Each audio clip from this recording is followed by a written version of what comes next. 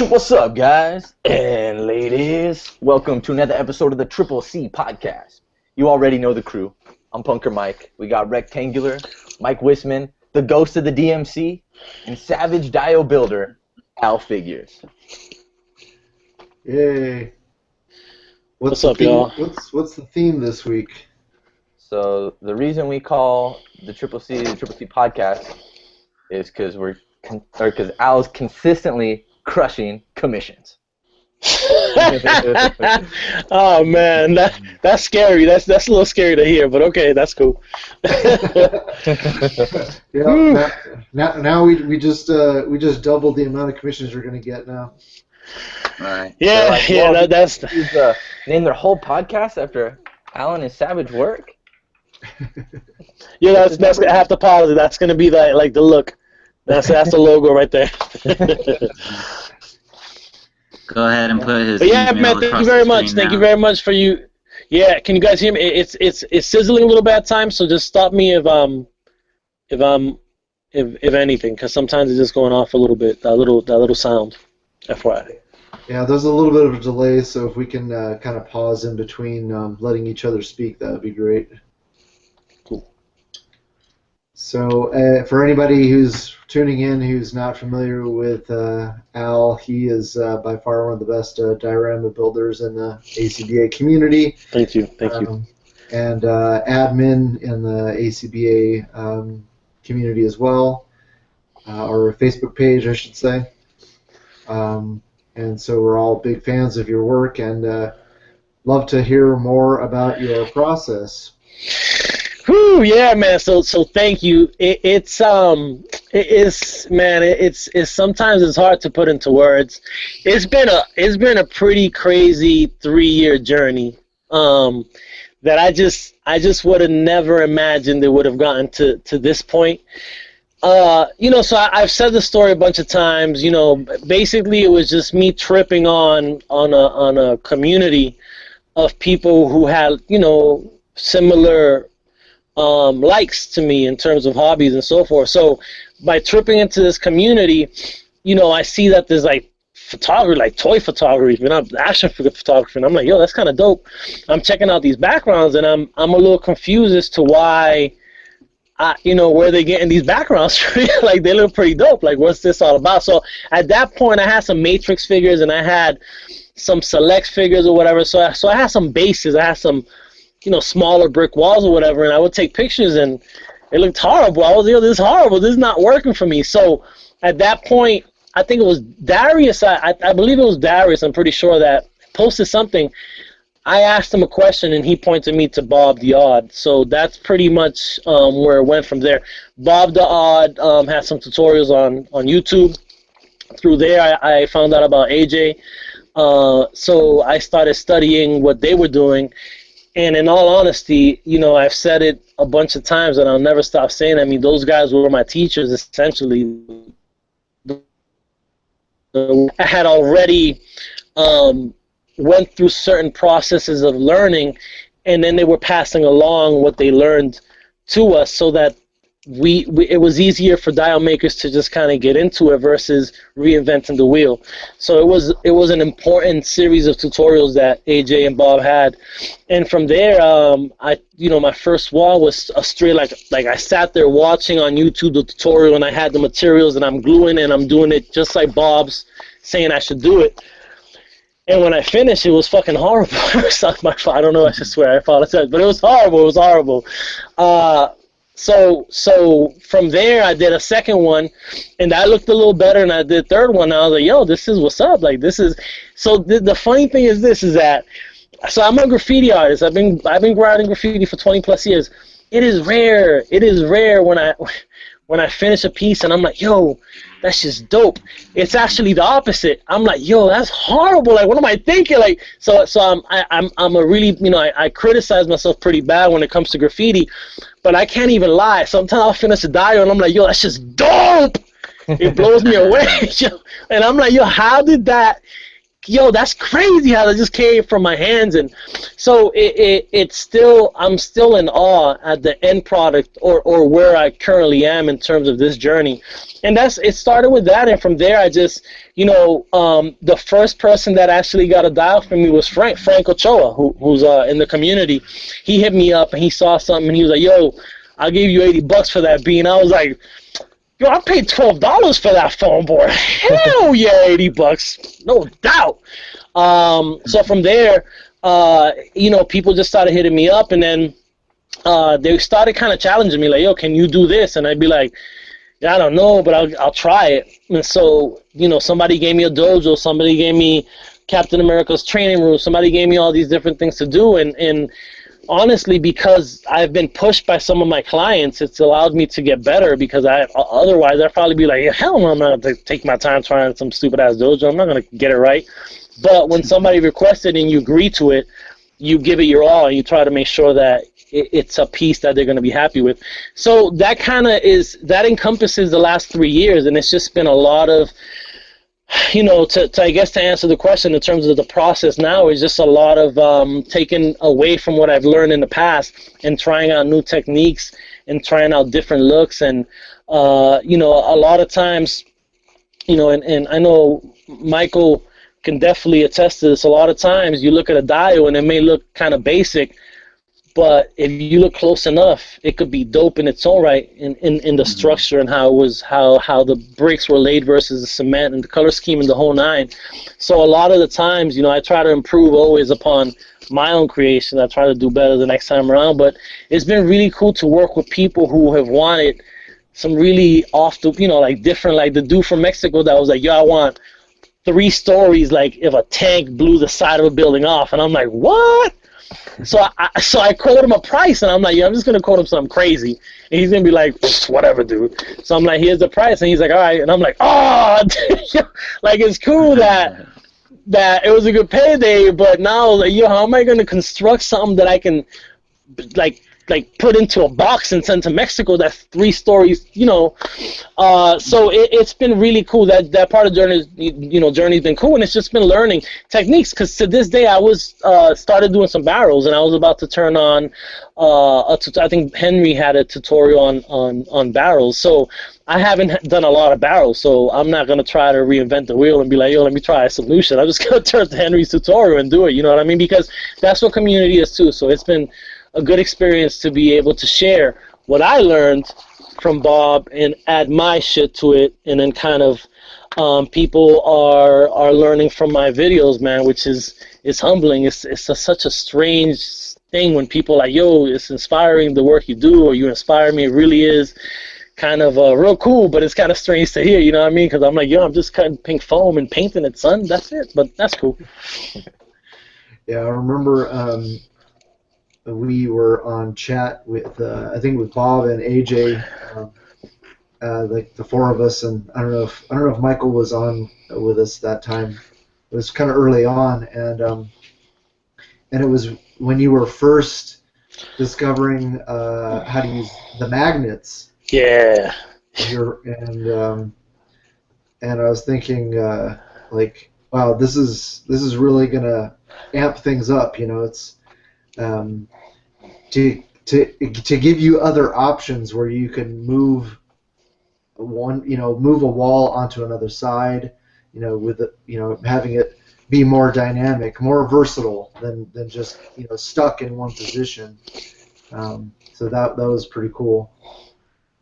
Yeah, that was cool to have been able to, it's funny because I remember the first tutorial that I ever did on magnets. It's hilarious because when I started the tutorial, in my mind, I was gonna place the magnet on the side of the foam board and then trace it with a pen, right? So that literally I was gonna, if you see the video, you see me hesitating, and I learned something on the spot, and I was like, it sounds so little, but and it was crazy because I put the magnet on the piece of the foam and I kind of press it in and it indents. And I'm like, why was I tracing this magnet with a pen when just pushing it in and indents it, and now I have my guideline to cut the piece out.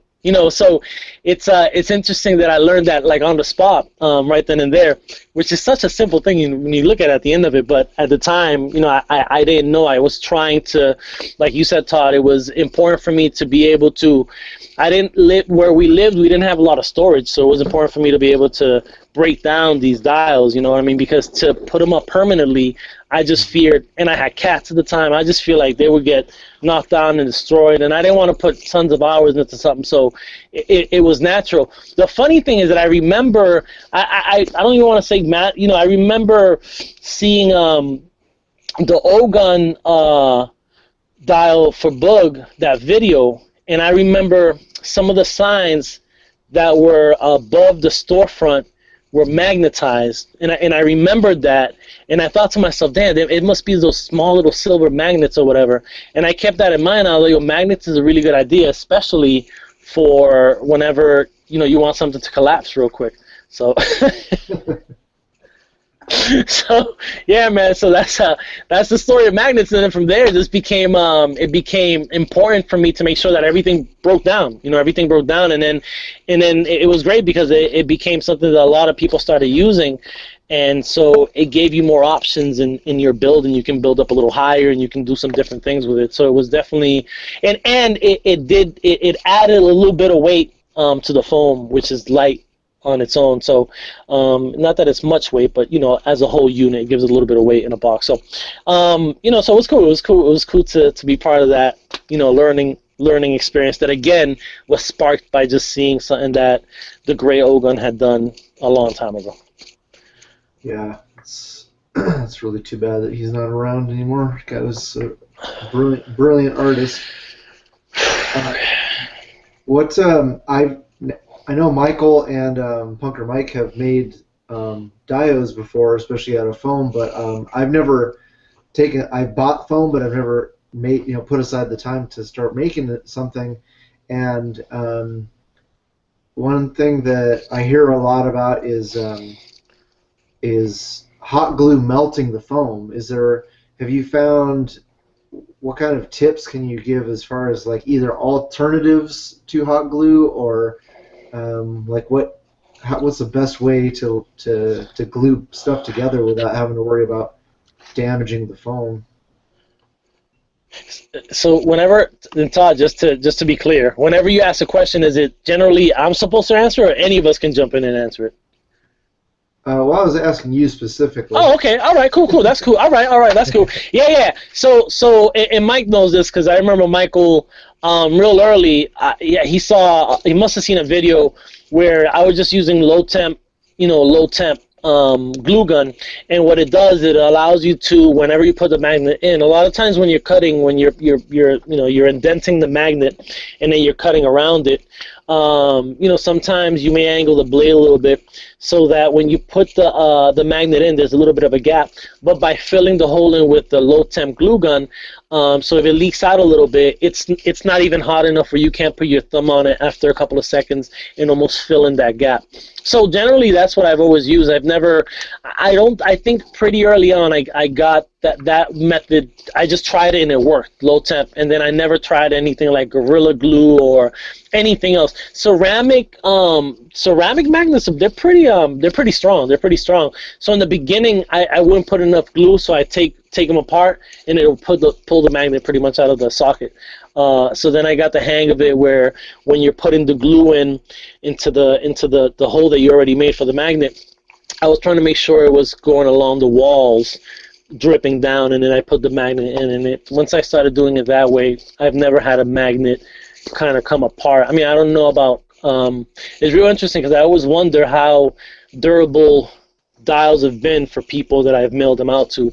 So I've always wondered, but for me, for the most part, I'm looking at pretty much all my dials, and all the magnets have stayed in. But as far as like just gluing two pieces of foam together, do you just use low temp hot glue, or do you use something different?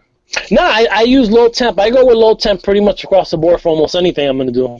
Pretty much. I mean, it's pretty strong. Once it doesn't melt, the pink foam terribly. It may just a little bit, but not to the point of anything major at all.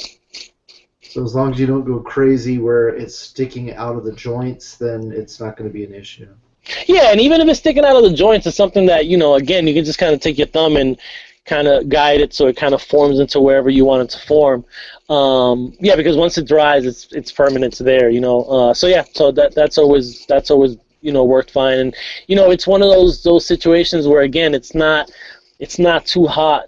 It's you can work with it. You can actually work with it. I think Michael's done it before, and once you give it a couple of seconds, you can do a lot with it real quick before it dries up. Yeah, it's a lot of finesse. Like, you could even use high temp glue and not melt anything. It's just like a lot of people who tend to run into issues with anything, like the magnets or the glue or anything. They're just very heavy-handed. Like some guys who can't do the bricks either, like where they cut the brick and score it and everything, and they're just shredding the foam. Most of the time, they're just because they're not finessing it. They're kind of doing arts and crafts, where they're just hacking at it. So yeah, and hot glue is really good too even if you're using another glue. Because I've been using Turbo Tacky glue for just like gluing stuff together. But sometimes if you need like a quick hold, like you don't want to sit there holding it for a minute, you could even just hit it with some hot glue on the edges after the regular glue, and that'll hold it right away. Absolutely.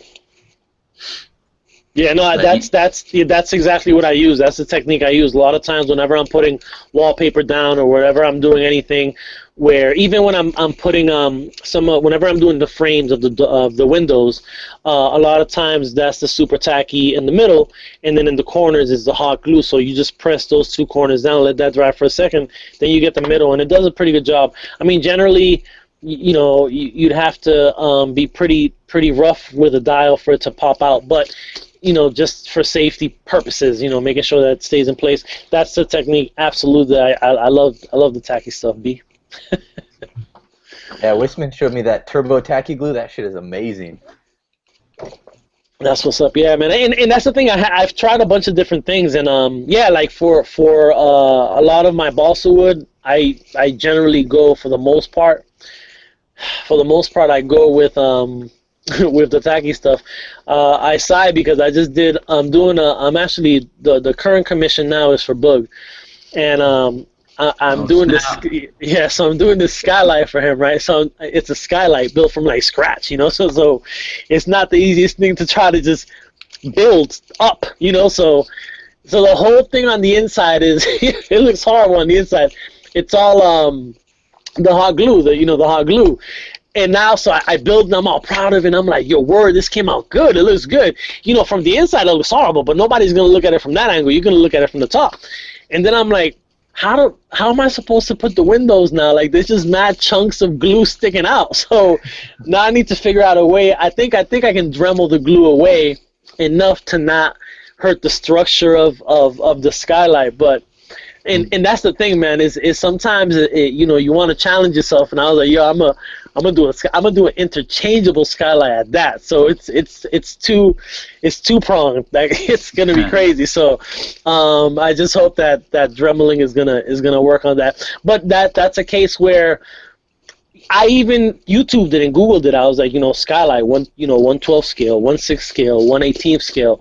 Let me see if I can find something where somebody has, and I couldn't find anything, man. So it was just putting sticks together and just holding it. I wish I would have recorded that. It must have looked ridiculous. I'm trying to just get shit and just hold it, try to make it straight. It was crazy. Yeah. It was crazy. Like those dudes with those guys that build the boats, and they have the tweezers and shit. Boat in a bottle. Yo, yeah. Matt props. One thing I thought you might try to get the excess glue off is to take like an X-Acto knife or whatever they call it, electrical knife, and heat it up. Get the blade really hot. And then that way, when you go across the glue, it'll hopefully cut it off pretty easily. Yeah, Just an idea. I don't know if it'll work, but no, that's a great idea. I thought of that because that's heat's what's gonna take it off the quickest, right? So if I can do a combination of getting it as close to where I need to be as possible, then dremeling a little bit. I just need to get it as flat as possible because I need to inlay pretty much some paper in there. You know, so it's gonna be a bad look if it's lumpy. You're gonna be able to see it from the outside when the light illuminates from the bottom. It's to the skylight. So so it's just one of those things that live and learn. But I don't like if I were to build it, I may build it differently if I was to do it again. But I ain't doing that again. That was a lot of work. I'm gonna just fix that because that's where it's at. I got it though. I got this. Cool. So yeah, pro tip for heating up your blades faster: just stick them in the microwave. Michael failed science class. Right. You get rid of that warped foam too. Put it in the yeah. Yeah, when you want to get the glue, make sure, like, if the glue's right on the foam, the fastest way, you just take a lighter and, melt that glue off the edge. Yeah, it'll be perfect. Yeah, one of those barbecue starter lighters. Ah, yeah.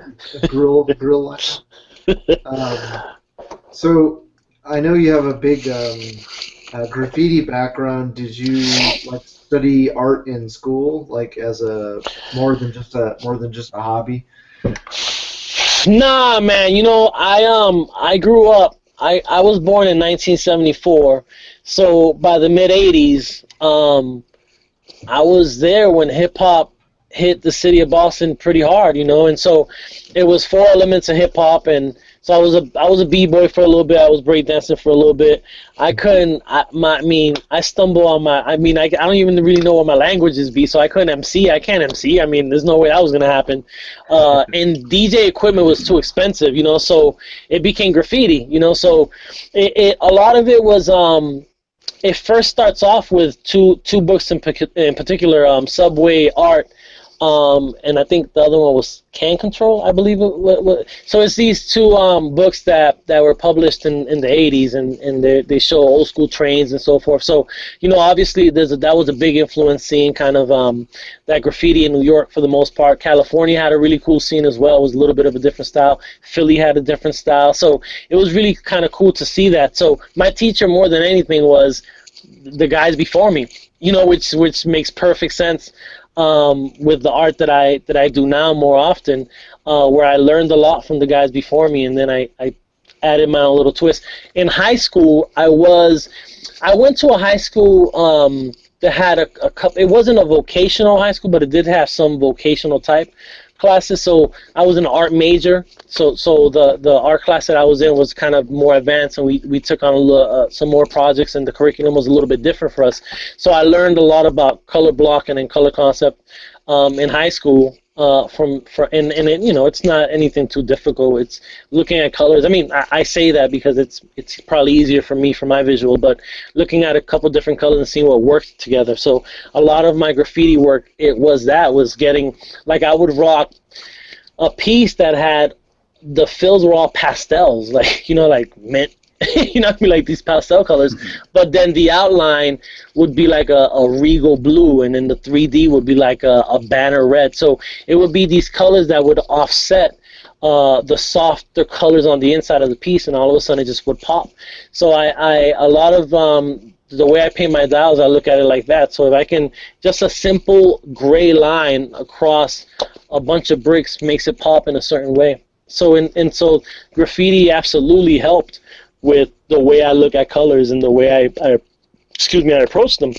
And it's funny because to this day, when I look at a color, any color I see anywhere, I always call that color a graffiti can color. So there was clover green, and there was hunter green, and there was these different type of greens. So a lot of the way I look at color, that's a clover green, and no, that's this green. I'm like, whatever, man, that's a clover green. All right, made by Krylon, mid-'80s.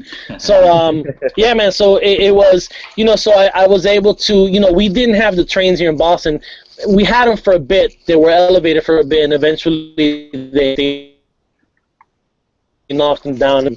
And so we had an elevator here in Boston for a little bit, and there was some, when you rode the elevated train, when you go into town, you can see the rooftops, and there would be graffitis on the side, and so it would, you know, as a kid I would see that and be like, yo, that's amazing. So I just got into it, and then, you know, I was, you know, in my neighborhood, it was me and my crew. It was a crew of us, you know, and then everybody stopped riding little by little, and then one day it was just me. There was nobody else. I was the only graffiti rider left, and it was a little difficult, but I went out for a while. I was like, yo, I love art. I'm going to keep doing this. So I would go to highways and hit. I like to hit abandoned shit. That was always my thing. I've always worked like in nonprofits, like nonprofit organizations. So I've always had to be careful about not incurring the type of fine you can incur when you get arrested for doing a, you know, public building. So I never looked at graffiti as like, I'm gonna be lawless and I'm illegal, son. For me, it was like, you know, yeah, I got up, I tagged, I definitely got up with stickers and markers and all that, but I try to stay away from tagging on churches and people's personal property. I was cool with going to abandoned tunnels, old school abandoned railroad tracks, and just doing, you know, going with some bucket paint, painting that whole piece, and then just rocking my piece off my sketch. And I would leave, and that piece that looked all burnt out when I got there was just shining with these amazing colors, and my letter structure was getting better. It's the funniest thing in the world, because in graffiti, my weakness was always letter structure in terms of making it cohesive and making the symmetry work and pop in a certain way with the 3D. And it's funny because in action figures, that's kind of my weakness too, is posing. So, you know what I mean? So it's kind of the same, you know, the same thing. So it's really interesting. My brain works a little bit different in terms of how I see colors. So that's been helpful to me in terms of taking what I've learned and doing the colors with tiles. Yeah, I feel you when it comes to posing. That's definitely my Achilles heel. I talk, you know, it's funny because I always say that. I'll say it like later on. I'll be thinking about this and be like, yo, I always say the same thing, and I don't do much about it. You know, that's the issue. You know, so I keep saying I want to improve at it, but you know, like for example, I was just earlier today. I walked by my action figures, and Nelson had hooked me up with these. They were like these. I think the Four Horsemen designed them, and they were like birds with like armor and shit.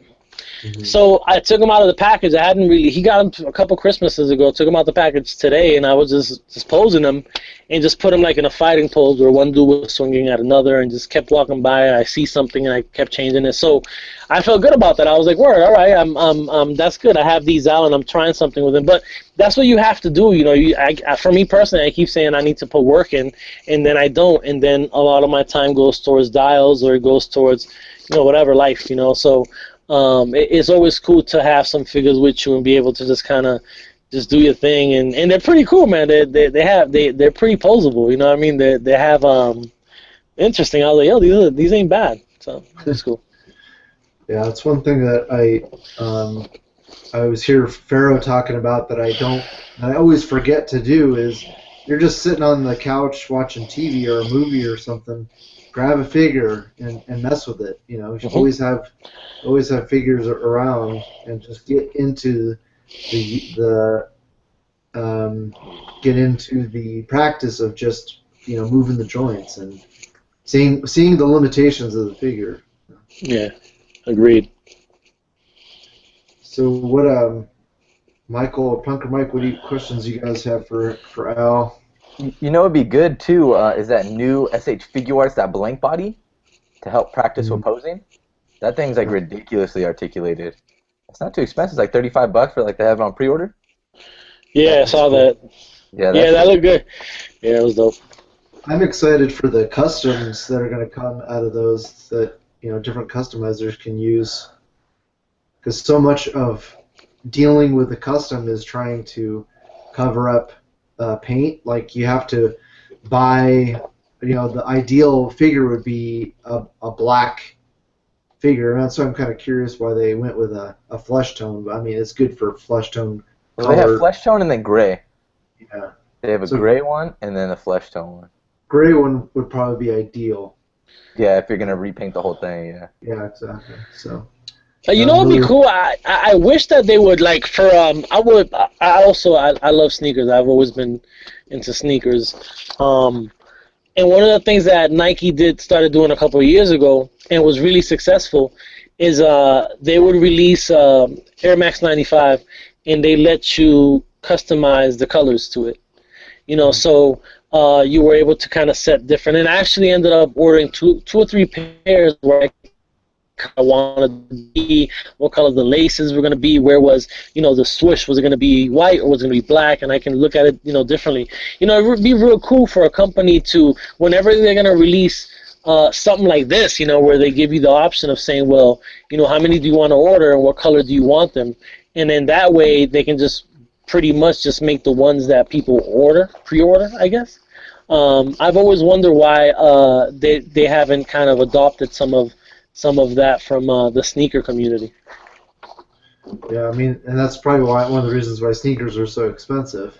Yeah, for real. You know, when you're mass producing something, the fewer options you can have, or then the less expensive it's going to be. Yeah, you know, but interestingly enough, because then New Balance started doing it, it was Nike ID, then New Balance started doing it where you can pick your own colors. They were about the same exact price as that sneaker retailed for. And again, you know, I'm just curious, you know, where maybe not in this particular example, but where you have the option of ordering an action figure and the price of this action figure is the standard price, but you get to pick what weapons, you know, you can have 4 weapons for the figure and you can pick from these 12 or whatever, where you're customizing your, you know, maybe you don't want all of your army builders to have backpacks, maybe you only want 3 out of that set of 7. But I've always wondered why it hasn't kind of gotten to that level, because a lot of these Kickstarters is about trying to get to a certain amount versus saying, you know what, we're not going to produce these until we get the pre-orders, then we're going to produce them. We already have the options. It's just putting them together, kit bashing them, I guess, and then send them out. You know, just throwing it out there just because it hit me. Yeah, that'd be a good idea for somebody like Articulated Icons, where you can say, okay, you know, we have all of these different accessories. You know, pick, you know, which accessory pack do you want for your figure. That's a good idea. Yeah. Which they kind of did. I mean, you got like either the basic ninja or the deluxe ninja. Did you invest in the AI, Al? Yeah, I got a monk, and I want to say 4, maybe 5, 4 or 5, maybe just 4. I think I got 5 total. I'm pretty sure at least 5, maybe 6, but I definitely got at least 5 total. So I got all the black ninjas and then just a monk. Okay. So he got 3, maybe 4, or maybe 5, but probably 6. You know, between 5 and 6. Between 5 and 6. No more than 6, no less than 5. But I'm not gonna say it couldn't be 8. And maybe. Also, you know, No. You know what? I messed up, man, because what I should have done is I should have got together with some other people from the community and just ordered like the bigger amount. Yeah, it hit me mad late, and I just didn't read any. I didn't know people was. I don't know, man. For that moment, I was out of the loop for that particular little bit of time period but it would have been cool to do that, you know. Instead, I kind of did it solo, just by sending reminders. But I had, you know, I think it was when I met my girl. I probably was falling in love, and I was just like, oh, you know. So I couldn't. So I missed out a little bit. That's all right. Love blinded you. Yeah, for real, B. What other figures are coming out this year that you're psyched for?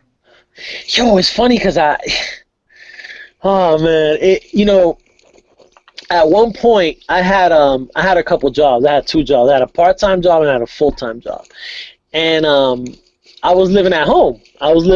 So I had and by home I mean I was living with my kids and my wife at the time, and so I had a lot of extra cash on hand. So like everything that was coming out, snatching that wave up, like nothing. It was just like, dude, give me that. And then now me and my wife ended up getting separated. I ended up moving out, getting my own place, and there went that. So a lot of I almost don't even kind of do it to myself in terms of really looking. And I'll see stuff posted or whatever, and I may not even really click on the picture and look at it too much because I'm like, I know I can't get that for a bit, so I'm not even gonna really look at it right now. What's the point? Which is, you know what, is cool, because not for nothing, there's so many figures that haven't even opened yet then I got new figures for quite some time for me anyway. I'm real cool with that. You know what I mean? So there's not a lot. I'm looking forward. I'm always looking forward to Legends. I've loved Legends since they came out. Since that first wave. So Legends are always something I'm looking forward to. Almost anything that comes out, I'm pretty much gonna scoop up for the most part. Like the Hobgoblin wave, I didn't get them all. So there's a couple waves that I won't. The build figures a must, and I'm gonna get the wave. So more stuff like that. I mean, I love to be able to grab all the SH Figure Arts Avenger joints. That'd be great, man. But that's just a little bit unrealistic at times for me right now. So again, I'm cool with it. I can't even complain, man. I love my collection. Sometimes I look at my collection, I'm like, yo, I'm happy. Yeah, I'm cool with it. I'm so cool with it. So so there's not really much that I can think of off the top of my head that I'm looking forward to. When it's stuff. Oh, you know what? Actually, the X-Men wave, Marvel Legends. The X-Men wave with Deadpool and Cable. I'm a big X-Men fan. I have been for a long time, so I'm definitely looking forward. Those look pretty dope. So looking for, and the name, the name that's coming out in Walgreens. Look, that's a dope looking figure. So stuff like that, stuff I can handle. Yeah, I just put out a news video. Those figures should be coming out in a few weeks. So. Wow. Yeah. Yeah, it's cool too because I have a friend that works at Walgreens, so they hooked me up with a discount. So I just gotta punch in a couple numbers and I get 15% off. So that's always a good thing. Nice. Yeah, it's funny. The some of the exclusives either didn't show up around me or only showed up at stores, like within an hour away from me, and then all of a sudden, like the Darth Vader showed up and just like choking the shelves, in some places. It was still hard for me to find. I still find the Ant-Man everywhere, but the Daredevil, I had to drive way to the south end of Sacramento to find that. Should have hit me up, bro. I got 2 Walgreens. There's end cap just full. Oh wow. Yeah, next time. Well, I didn't really know you that well back then, so. You were scared, bro. Don't be scared of me, bro. You got all those crazy patches. I know. Blondie, dude, she's hardcore, bro. Fuck. Hell yeah. That's what's up. Yeah, no, again, I'm in the city. I recently moved in with my girlfriend, and she lives about 35 to 40 minutes from like Boston, but I still work in the city, so I have to drive into work on a daily. So there's a Walgreens. There's various Walgreens near my job. There's some around here, and I'm on the border of New Hampshire as well. I'm like less than 15 minutes away from New Hampshire, so that's tax-free over there, which is great. So there's Walgreens over there. So I have a lot of options to pick from. Luckily, from me where I'm located. So again, man, just another thing to be grateful for. To be able to. A lot of times, I end up complaining that I drive around and I can't find something, but I've also gotten lucky a lot of times to be like, word, what have you. So. Definitely plenty of spots around here. Yeah, that's cool. And it's also cool that there's like a lot of the guys from ACBA community are not, like you said, you're an hour from New York. Yeah. So most of the guys, are 4.5 hours away from me, from where I live now. And then New Jersey's another hour, so it's like 5.5 hours away. A lot of the guys are in New Jersey. So it's real cool to be able to. And last year, me and Joanne headed up there twice. I think I went up there a third time for that gig, that I got, that I didn't get, that I got, but that didn't happen. And I was able to. I don't even know if I had a little story, and I never ended up telling the second half of the story to everybody. I'll get back to that. But, so we ended up going to New York a couple times, which is cool. And my story was the third time I went to New York last summer. I think it was the third time. I went to New Jersey. I got hired by this company that basically he's a photographer. And so he has Toys R Us and Kids R Us he has, or Kids R Us, not Toys R Us. He has Kids R Us. He's the main photographer for any print media that you see for Kids R Us. He's the photographer, so that's his main account. So he's getting paid off of that. And I guess they gave him the option of doing the big book, which is the toy, the end of the year Christmas book that the kids be circling the shit that they want. So last year they got the option. So he put a bid in, he got the job. So I got hired to do a display for Avengers Legos, Skylanders, and another line. So I had to do these ice, basically. They got sent, the photographer got sent kind of an idea of what Toys R Us wanted, which was these 3 levels of like glaciers of ice, pretty much, Raekwon. So I went to do it, but the first day, so I had like 3 days to do it. So the first day, they had no dimensions for me. So I'm like, so how big do you want it? We're not sure. And I'm like, you gotta give me a sign. I gotta work off a sign. So finally they got some dimensions like halfway through day 1. So I started working on it. And I don't have much time, so I've never done ice, so I'm thinking ice, so I gotta paint it white, then maybe throw a gray then a white and a blue, a shade of blue. But then the mountains were like, they were like illuminated by these colors, so it was challenging. So I'm kicking ass, I'm doing my thing.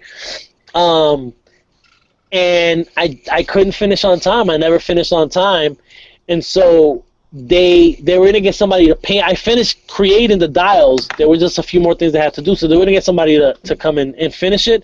And instead they scrapped my project and they started from scratch, and they just got these foam blocks, like these just foam blocks, and they took a foam cutter, a hot wire type foam cutter, and they just kind of did what they did and illuminated them, and it looked great. It looked great. But when I turned, when I finally got the big book, the circular, whatever, I was looking to see how, because I wasn't aware of it at the moment, and then I see that, and I was like, somebody had emailed me a few weeks prior to that, but I wanted to see what the difference was.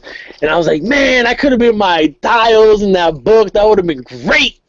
And it didn't happen, man. But it was a good experience. It was a real good experience. They put me up in a hotel for 2 nights. I was there 3 days, 2 nights, or whatever. So they put me up in a hotel.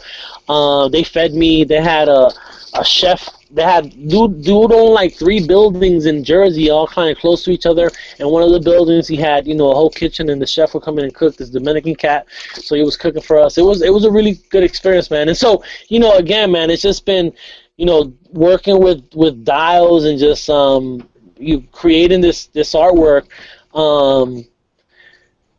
It's been great. It's been great, and I think it's funny because I had put. I try to load this video. So I had an opinion. This goes back a couple weeks, and this kind of sucks because I'm not trying to bring up some old stuff, but I was looking at the video at my desk on Thursday when I was at work, and it was just a video of me giving my opinion on plagiarism and giving my opinion on the art of what we do. So my drive to work's like 40 minutes, so I just set the camera up. And I started driving and talking, son. And like 30 minutes in, I'm like, oh damn, I need to stop this because but it was really well thought out. I was really careful with how I formulated my words and expressed, because a couple times I got frustrated. With the basic message being, don't come over here talking about it's just toys while y'all getting upset, when it's not about that. Like, we're all grown-ass men. It's not that we're like crying over toys. As artists, one of the examples I gave is, if you're an artist that your art is sculptures and you work with clay. When we was in kindergarten, we worked with clay. Like, so is it frowned upon now because a grown-ass man is working with clay and he's making sculptures? That's his artwork. So just, I gave some examples like that. So anyway, so I'm going on and on, but YouTube won't let me load any videos over 15 minutes because of the video for whatever competition that I did, that it was the Old Boy entry. They got banned. I don't know if y'all remember this. They got banned, so I entered. It got banned, and I'm like, what the fuck is this? How did it get banned? It was like, because there was a little blood coming from the dude's mouth or whatever. So I got a strike, right? So I fought it, and they said it was true. So they're not letting me load the half-hour video. I watched the whole video on Thursday. It was pretty good, dude. It was a pretty good video. But yeah, man. So I definitely wanted to mention that just because. At the very least, to get that point out there, that I just want people to understand that, you know, don't assume that because you look at it in one way and you look at it where it's not that important to you, don't assume that everybody else looks at it like that, because most of us spend our time, you know, at the end of your life, you know, all you have is the memories you created, so time is the most valuable thing we have. So we're giving some of our time to something we enjoy, and we're coming at it from like dope angles. Like, we're not just trying to half-ass it. You know what I mean? It offends me when people are like, it's just this, and it's just that to you. It's not just that to everybody else. You know. So it's a little frustrating. But just wanted to definitely say that, man. That I want people to understand. I mean, this is an art form, and we take it seriously. Obviously, you know what I mean. There's a lot of people involved that give of their time. You know, the ACBA admins give of their time. None of us are paid. You know, we you know, some of us do more than others, but at the end of the day, we're a community that's helping each other out to try to put out a really good product for people to be involved in. And you know, and I understand, you know, and in that video that YouTube won't let me post, you know, I talked a little bit about that as well, you know, where, you know, we're trying to educate people. You know, we're trying to let people know that it's not just about slapping an action figure, just standing up and you take a picture, but it's more about making it look a little dynamic, making it your piece of art, you know, your piece of art. So that's important for our community, and I'm glad, and that's why I roll heavy with ACBA, and that's, you know, I've had a lot of conversations with a lot of the admins and with Boog, and, you know, I really like that approach where it's real black and white. It's not a lot of gray areas with ACBA. Like, this is what is accepted for this art form, you know what I mean? And you know, and again, another example is, you know, a lot of time, and I've said this before, if you want to be a comic book artist, but you don't know your anatomy, dude, you ain't getting hired. I don't care your boys and your mom and your uncles think it's dope. It doesn't matter. You're not gonna get hired, you know what I mean? So for us, we look at it like that, man. It has to be correct, you know. Everything has to work within that shop. The end. Yeah, well said. I mean, for yourself.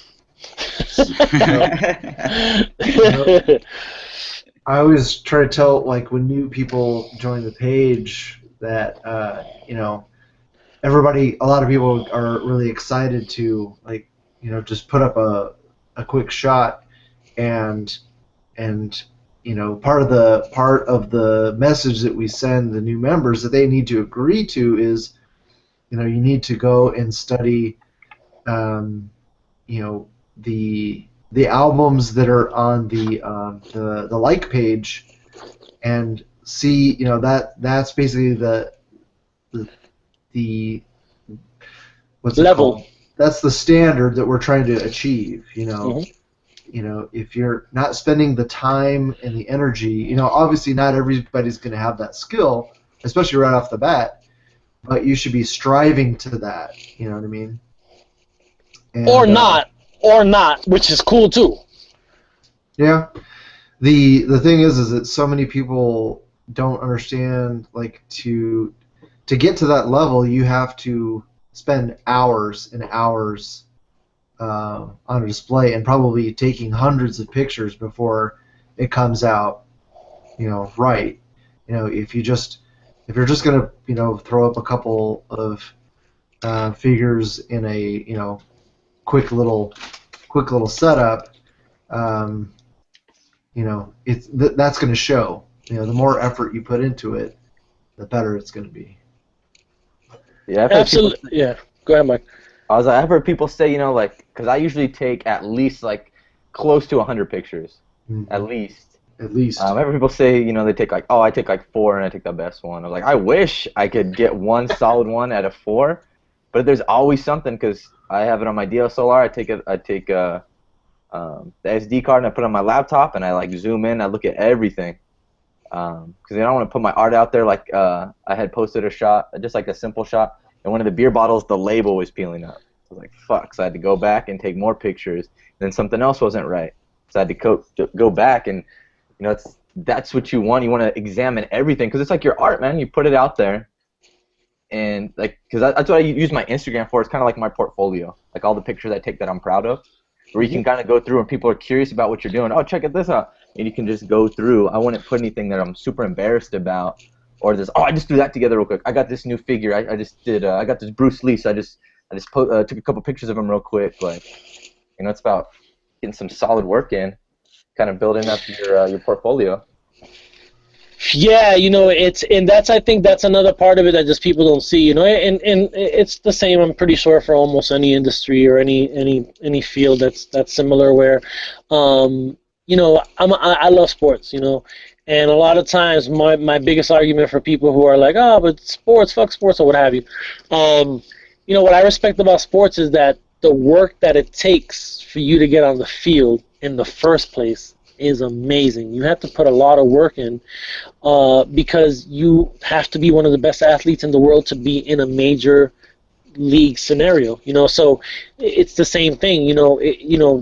These guys that are winning these competitions for ACBA aren't just kind of slapping things together. It's legit hard work that they're putting in, hours and hours and hours, and looking at every minor detail, and that's something that I absolutely respect. Because the best ones, that's how they approach it, and it's too bad that you don't see that. You don't see that. What you see is a picture where Captain America is telling a little boy to just be quiet because he's making sure that these bad guys don't hear him.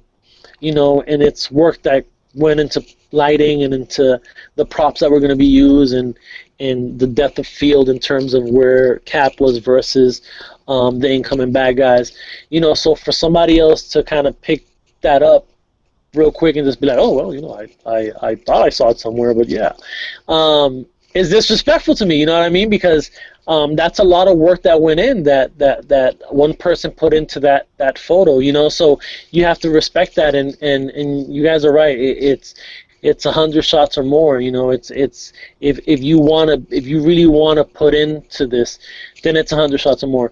And when I had paused you, Todd, and said, if that's not what you want to do, that's cool too. You can be an admirer of the arts, that's all right, but don't demean them later on. Just be, oh, you got third, nah, man, this is the work that it takes. Is the necessary work. So be a bystander, but just don't start putting your 2 cents in when you don't understand that work that goes behind it. Yeah, exactly. I mean, I think the most pictures I took for a display was probably like 300. Yeah.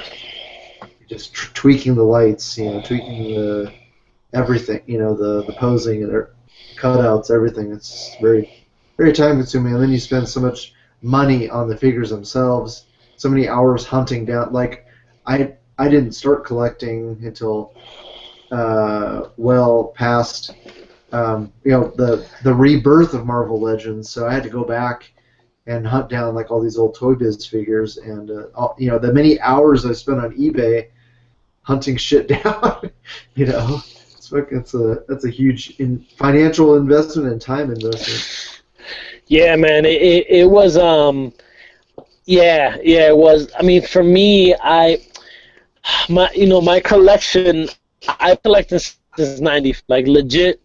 Going to the store, buying a couple Star Wars Power of the Force, going home and hanging them up on a wall, and then not really opening them, because I didn't know what to do with them. I've always respected the artwork of the packaging and the artwork of the action figure itself. It takes a whole team of people to dedicate themselves to this project and color placement, all that other stuff. So, when I started collecting, I collected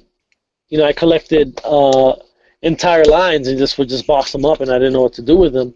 And so luckily for me, what I ended up doing actually is I end up flipping collections. I do that a lot. Like, I'll collect football cards for a long time and then just get a really good collection and then sell it and then start collecting like like basketball cards, just I've always flipped collections, like one time I sold all my Super Nintendo games, and with that I went and got a whole bunch of comics that I had stopped collecting for a while and I had to catch up, so I always, for whatever reason. But with action figures, I've been pretty consistent, but I have sold back to then take that money and get the stuff that I want to collect now, which has been great, and that's helped out a lot with my collection in terms of hustling a little bit. I don't have to spend as much money because I'm like, you know what?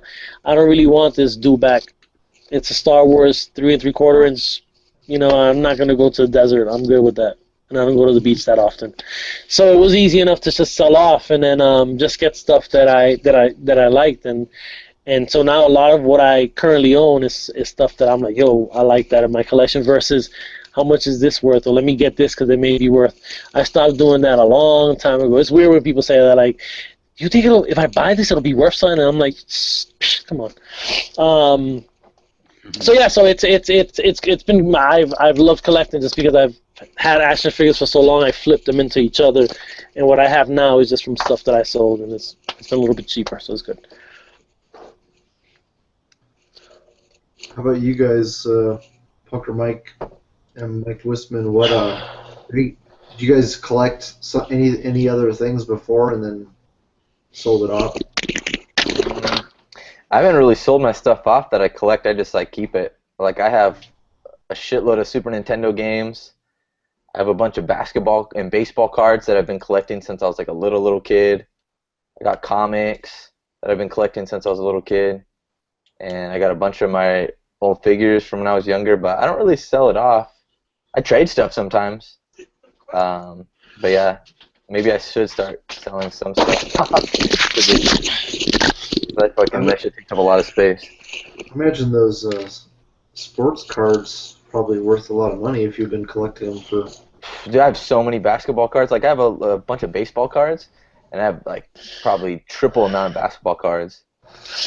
The only problem is that they messed up the game because now you got to get them graded because now cards that aren't graded aren't worth shit. Yeah. So then, but then it's a whole investment to just get them graded in the first place. It ain't cheap to get a card graded. It's just, yeah, I'm glad I got out of that a long time ago. It got crazy. I came up. This was like a couple years ago. I was at the thrift store and there's this like a freezer Ziploc bag just full of cards for like $1. I was like, I'll just go through it, whatever. So I was standing in line and this lady hits me up. So, oh, do you collect those? And I thought she was gonna try to snake them from me. Like, tried to throw me some guilt story about her little kid wanting them or something. And I was just like, yeah, I collect them. I've been, collecting cards since I was a little kid. And she goes, oh, my house burnt down, and we had binders full of cards, and they're a little burnt. Do you want them? I was all, fuck, yeah, I'll check them out. And so she gave them to me. And they were old shit, like football cards dating back to the 60s, baseball cards, like old school shit. It sucked because some of them were waterlogged. So they were in the sleeves. So they looked okay. Once you start pulling out of the sleeve, it just disintegrated. There was like Ken Griffey Jr., Barry Bonds rookie cards. There's like all these. Man. This guy was a big Rams, Raiders. This is when they were LA Raiders. Yeah. And Dodgers, and he had like complete series of the cards. So many of them. So I was like it was lucky it was a hot day, so I was able to like cut and snake some of them out and let it dry in the sun. You would never tell that it was waterlogged. I mean, unless you're freaking a hella good card grader or whatever, but yeah, it was awesome seeing like all these gems and then seeing some of them just like fuck. Yeah, that's so crazy. Oh man, too bad. They all smelled like burnt, like everything was like burnt, but I was able to get the smell out. I put them in a box with car fresheners, and I just let them, and then I did that, and I let them sit outside for a long time, and they don't smell like anything now. Oh wow, that's cool. All right. I did all kinds of weird shit to them because I was living with my roommate, and I had all my figures, most of my stuff in like storage. So I was like, I had like a week to dedicate to get all this shit together, so it was pretty cool. Yeah. It was fun. It was What about you, I had Michael? to sell a lot of collectible stuff a couple of years ago, like 6 years ago now, like 2010. I got rid of a lot of stuff because I've been collecting stuff like my whole life. Not exactly on purpose, but just, comics, movies, all that stuff.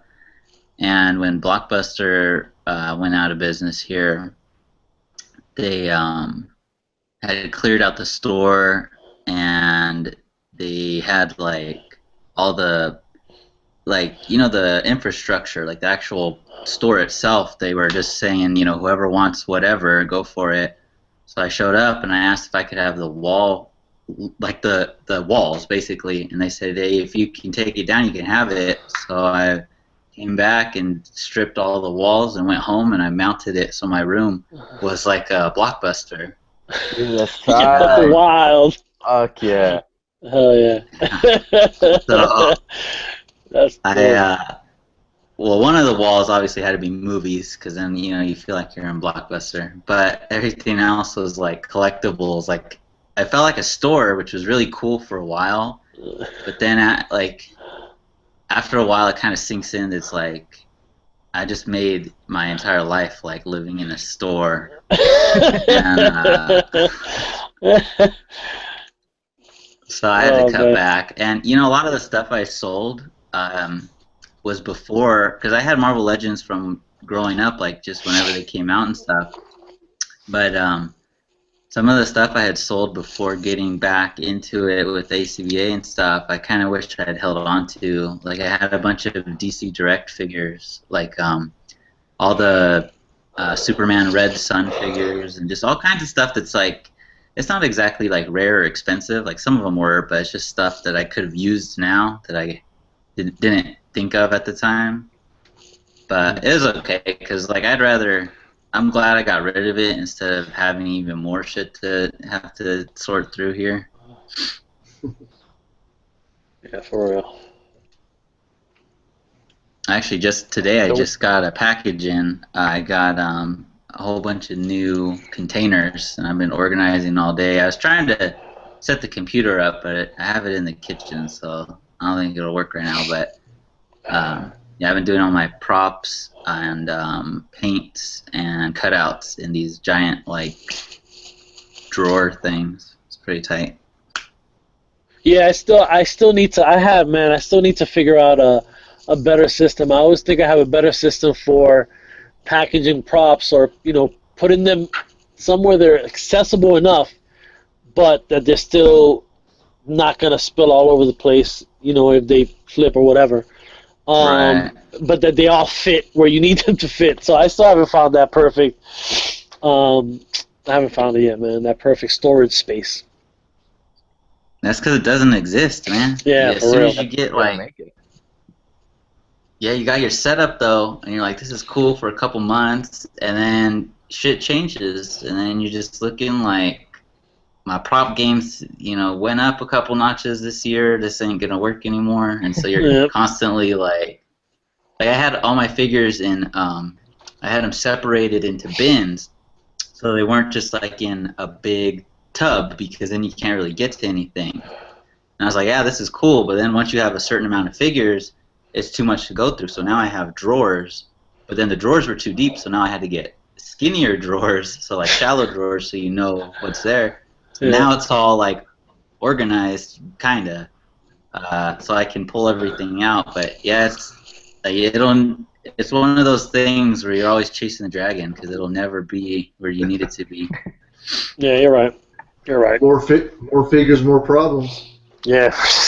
Yeah, no doubt. Hey, when are you coming out to California, Al? Man, I've never been. I went to Vegas. Yeah, no. I went. The furthest I've been was Vegas. I went to. I actually went to. There was a magazine called Soul Collector back in the day, and it was like the top magazine for like sneakers, and so they had these competitions. They got together with Nike Town, and so they would go to these different Nike Towns all over the U.S., and they would have these competitions within these Nike Towns where sneakerheads would come out. There'd be like the best Jordan collection, blah blah blah. So anyway, the championship round was in Nike Town, Las Vegas. So I was like, yeah, I gotta check this out, you know. So I went to Vegas, man, and it was cool, man. I had a great time in Vegas. And that's it. I was there for maybe 4 or 5 days, and that's the first I've been out west. So I do have a cousin. I grew up with twin cousins, and one of my twin cousins married somebody from San Diego, and so she lives there. She moved out there a year ago or whatever. So now I have family in San Diego. I mean, like direct family. So that's kind of cool. I don't know how far you guys are from San Diego. It's like 5 hours, and like 4.5, 5 hours? Yeah, like 5 hours with traffic. Wow. And Dude, I used to Punker drive to San Diego. I used to drive so far. Like, driving is not like nothing to me, dude. Like, I could do that shit one day. I'll drive to San Diego and come back. Yeah, no, I don't mind driving either. I love driving actually. Driving kind of relaxes me a little bit, so I don't mind driving. But yeah, no, I mean that's what's up. I mean 4 or 5 hours driving is nothing, and it's kind of cool to. I'm assuming there'll be some scenery from wherever I'm going. You know, San Diego's nice. San Diego's nice. Yeah, for San Diego, it's really nice. Yeah. Oh, it's really nice. Yeah, so to answer your question, I don't know, man. It's you know, me and Joanne, one of the reasons that we you know, for a bunch of reasons that we're really good together, but one of the reasons is that that's kind of one of our goals is to like really travel and to really see, you know, even something like going to California for us is a big deal, you know, because we want to see more of the world, you know, more of the states and then more of the world to branch out. So, you know, like I found out I was in Atlanta. I got somewhere to stay in Atlanta. You know, Russ over in Australia says anytime I'm in Australia, I got somewhere to stay, so that's what's up. You know, I'm pretty sure if I went to Mexico, you know, Cappy will host me for the night or whatever. So it's kind of cool. That's the other cool thing about this community as well is that, you know, you know, every time I go to New York, it's funny because the guys are always like, yo, dude, why are you paying for, you know, why are you paying for a motel or whatever? Like, you know, you can stay with us. And I'm like, dude, because I want my girl. What's wrong with you? but you know, but my point is that's kind of cool that this community exists because then you start forming these friendships and it's real cool to be able to visit people and kind of see how they're doing their thing up there, man. But I would love to, you know, like Henry's a dude that I respect. As you know, he's one of my favorite dial makers. I would love to hang out with Henry with you guys, just to be in that environment. Like every year I'm like, yo, San Diego Comic-Con is on, and it's just that's a mad expensive trip for if you live over here, bro. I'm pretty sure it's bad over there, so imagine you got to fly from Boston, you know what I mean? Like, so one day. Yeah, just trying to get a ticket is a nightmare on its own. Exactly, you know.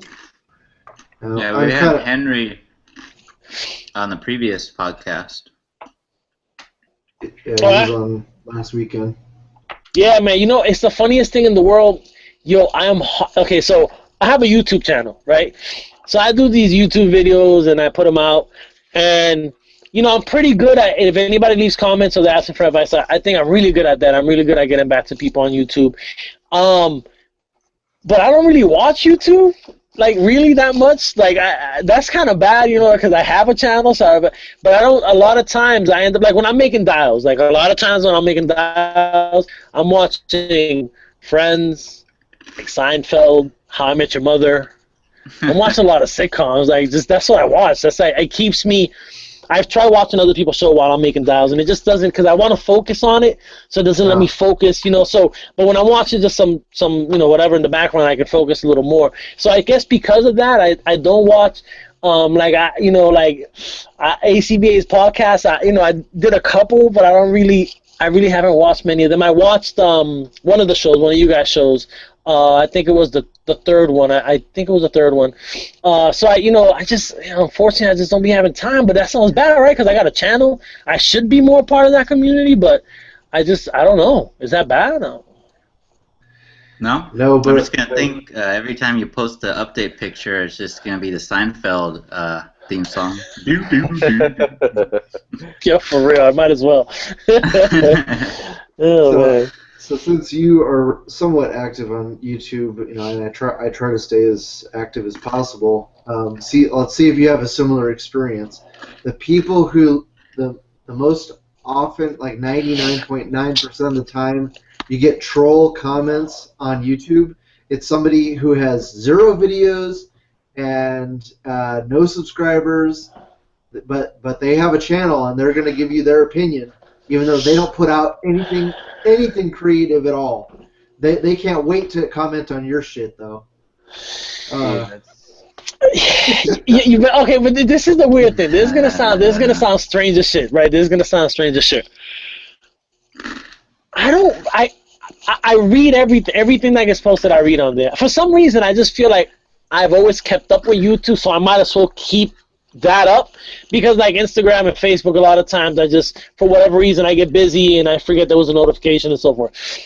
But so with YouTube, I'm trying my very best to just get back to everybody. I can't even recall the last time someone. Generally, I get some decent people, decent comments. I hardly ever get that yo, this kind of sucked because, you know, an action figure is this tall and this is this tall and it doesn't match or whatever. Like, I don't know what it is, man. But I just, for whatever reason, I don't get a lot of negativity on my channel. Oh, you know what? I'm lying. Some dude. One dude. I've been telling you, but because there's just one. That's why I remember. He said his comment was, "Are you aware that you sound like a wannabe teenager who's trying to find his culture," or some crazy shit like that? And I'm like, what? Like what? Yeah, like I was literally rolling because I'm thinking like, what are you talking about? Is it the way I speak? Is it my accent? You know, because like I'm Puerto Rican, so you know, when I was younger, I spoke a lot of Spanish, and I can speak Spanish now. I can go to Puerto Rico and I can handle myself and speak Spanish, and it sounds pretty natural at times. So it was a really weird comment. And I think I said something like, yeah, you say that now, but you wouldn't say that to my face because you're internet, you know, whatever. But besides that, honestly, like I don't get a lot of. I don't know, man. I've lucked out. I've lucked out to somehow repel some of that, I guess, because honestly, there's rarely anything, and for the most part, you guys know the deal. Like if there's something real crazy that happens to me, I post about it because I think the crazier the funnier, you know what I mean? So I've never YouTube, not for nothing, YouTube's been pretty cool with me, or the people on it for the most part, except for when I got reported. But like comments, they're not really harsh, they're not really, nobody's trolling, again, I read it a lot, which is sort of strange. I don't know, I got lucky, I guess. Yeah, they cut deep, man. They got Todd on the last video. They're like rectangular, more like square. That's horrible. Is that really? Is that a real comment? It's about to. I'm gonna go type it all over. Oh man, that's hilarious. That is one of the reasons why I named my channel that, because I am a square. Like I've never been intoxicated in any way in my entire life, and I'm 43. All right. So it's like you never even been high before, Todd? No, zero. Dude. Hey, I grew up. Awesome. I grew up under Nancy Reagan. Just say no. That's cool. Not for nothing. That's cool, man. It's I think I'll put it this way. For me, I didn't start smoking weed, but like the first time I smoked weed. The first time I smoked weed, I was 19 or 20 years old, so I wasn't even like a real young buck. I was older. As a matter of fact, my son was like 2 years old. I was a dad. Damn it, I was a dad. So like I waited, like everybody else in my neighborhood started when they're like 12 or 13. I waited till I was like, pretty much almost legal drinking age. I was like 20 years old. But yeah, I hear you, man. To each their own. I mean, you're missing out, but at the same time, you're really not missing out because you don't know what you're missing, or vice versa. So you're good. Yeah, next time we hang out, Todd, we're gonna slip you a Mickey, bro, and you're gonna have the time of your life, bro. Your hangover part 4. All right. Oh man. I don't have a problem with people, especially marijuana. I would much rather have marijuana legal than cigarettes. Yeah. I can't stand. I'm actually allergic to cigarette smoke, so like the second I'm around it, I get a headache just instantly. And I don't. In fact, I'll drink, like if I'm on vacation, I'll have a pina colada or something, but I don't like the taste of alcohol, so it's got to be a fruity drink like that. Nobody likes the taste of alcohol. I don't know. I'm not convinced that that's true because some people. All right, well, some people do. Like for me, I'm all about the fruity drink, son. I just want like Mai Tais. I'm not about like don't get me wrong. Lately I've been like rocking out some shots, but for the most part, if I go out somewhere, it's just like give me something with an umbrella, couple cherries or whatever. Like I'm not a heavy drinker. I don't like that's not my thing really. You know, it's yeah. Yeah, gotta have one of these. Yeah. And guys, real quick, I gotta go like in about 5 minutes. My apologies, but I do have to step out in about 5 minutes. No problem. Yeah, well, thanks for coming on with us. Absolutely, man. Thank you very much. Again, I appreciate knowing you guys. I appreciate the time and effort that you guys put into the community because again, this is of your free time on your Saturday night, you know what I mean, and that's always appreciated. Just a quick reminder, just in case, I'm not sure, Todd, if you do it towards the end of the show, but ACBA is in the midst of selling a limited edition shirt with and help me out, guys. The print is kind of like that Boba Fett, Jango Fett type Star Wars? script. Yeah, the Star Wars T-shirt, and there's a giveaway with a Jango Fett SH Figure Arts for you know. So I just wanted to mention that real quick, just to push what they're doing with that, which is kind of cool. I think I may need to get it because like I gain weight and then I lose weight and then I gain weight, so I'll be like an XL, then I'll be like a large. So like this shirt feels a little bigger, so I think I'm gonna have to try to jump on that one. But definitely wanted to thank you guys for spending some time with me and allowing me to spend some time with you guys. It was fun, like I expected it would be. Yeah, dude, thanks for coming on. Fuck yeah. Absolutely. What's your Instagram and your YouTube channel? All right, so my Instagram is Al_figures. That's the Instagram. And then I think YouTube is the same thing. I think it's Al Figures. There may be an underscore, I'm not sure. But I think once you put Al Figures, I think it comes out.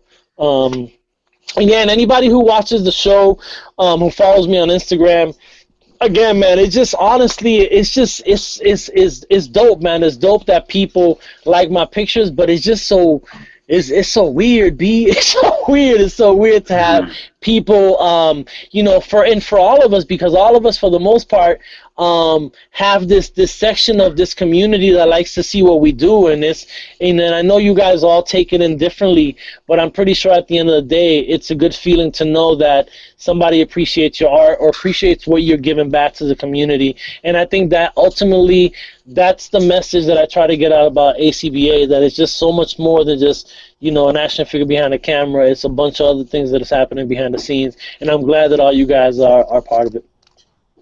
Thanks, man. Yeah, great.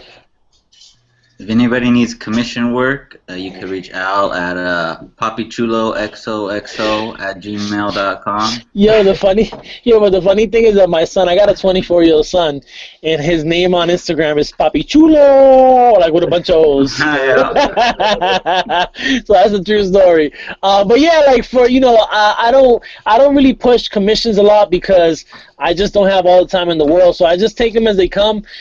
Sometimes there's a project that I honestly may not be interested in working on, and a lot of times kind of people leave feeling a certain way about that, but it's, I just want to do something that I feel you're going to get what, and I don't want to try to reinvent something or invent something while working on a diver that you're paying for. So sometimes I kind of don't take on every commission, but I love working with people, and I love when people have some challenging ideas that I definitely want to kind of get into. But yeah, man, just hit me up. You can get me through Instagram or through YouTube, and I'm pretty good at getting back to people for the most part.